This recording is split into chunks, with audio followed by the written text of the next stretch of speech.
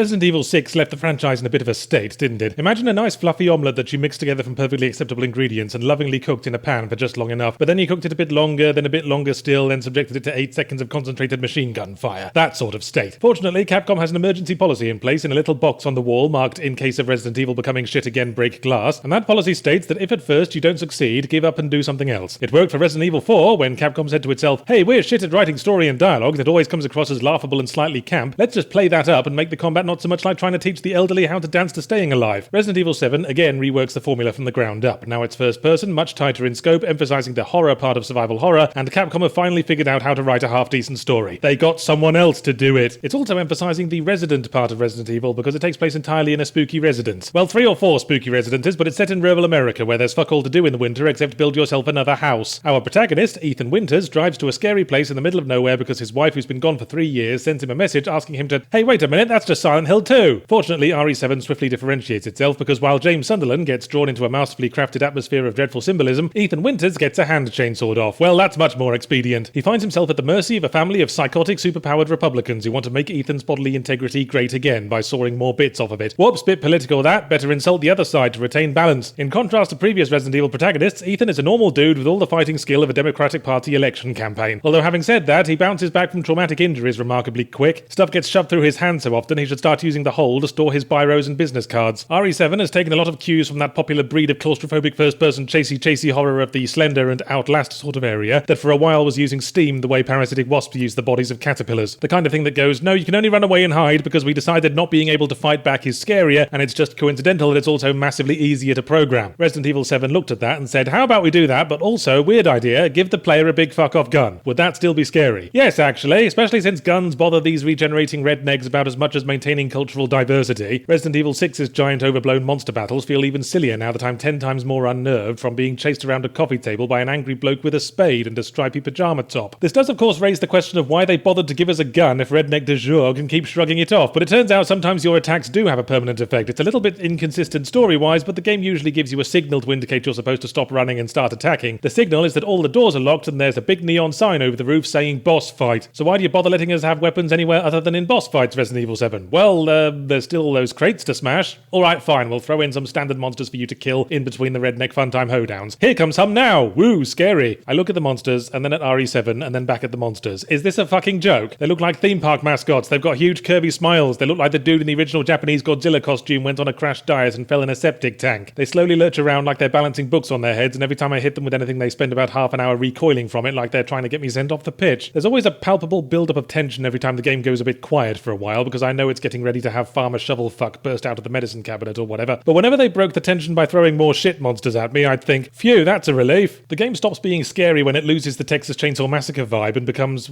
a Resident Evil game, I suppose. It's not very long, since it takes place almost entirely on the set of Little House on the Prairie and everything, and while it's at its most intense when you're trying to avoid patrolling hillbillies, looking back there's only like 3 occasions when that happens, and they never chase you beyond a minuscule patrol route restricted to about 2 stretches of hallway and an outside loo. Then they pack that in altogether for the entire second half of the game, and combat becomes mainly a single-file parade of comedy turd monsters, and the game gets really over-generous with supplies and ammunition. Christ knows why there need to be so many flame grenades around the farm. Those groundhogs must be resilient little buggers. In the last hour or two, the game acquires a bizarre obsession with trigger bombs. I don't know if the level designer was in unrequited love with the person who designed the trigger bomb model and trying to get their attention, but you could retile your roof with the fucking things. They make the final gauntlet of monsters even more trivial since they all lurch towards you slowly enough that you've got time to lay a trigger bomb in their path, back off to a safe distance and read another chapter of Mice and Men. I do recommend Resident Evil 7. I like the story and its reveals, the tighter focus, the fact that it's not Resident Evil 6, but then after Resident Evil 6, I'd have been pleasantly surprised by a dead prawn in a sock. It's no Resident Evil 4, because Resident Evil 4 was replayable, and most of RE7's main strengths are lost on a second run when you know the mystery and where the jump scares happen, and then once you get past the skinny lady who shits wasps, you might as well put your feet up, because there are very few really meaty challenges after that, and what passes for a final boss is about a half ounce of powdered redneck away from being a series of QuickTime events. But the first impression's worth it. It may even bring back memories of that wonderful first playthrough of RE4, especially as you skip down the opening forest path, dreamily not thinking about chainsaws. So the stagnating franchise has been successfully rebooted once again. I look forward to seeing how they fuck it up this time. Going from established history, it'll either be from bringing back previous Resident Evil characters no one cares about, or from being incredibly racist. Properly racist, I mean, not just against rural white Americans. The supermarket own brand Diet Cola of racism.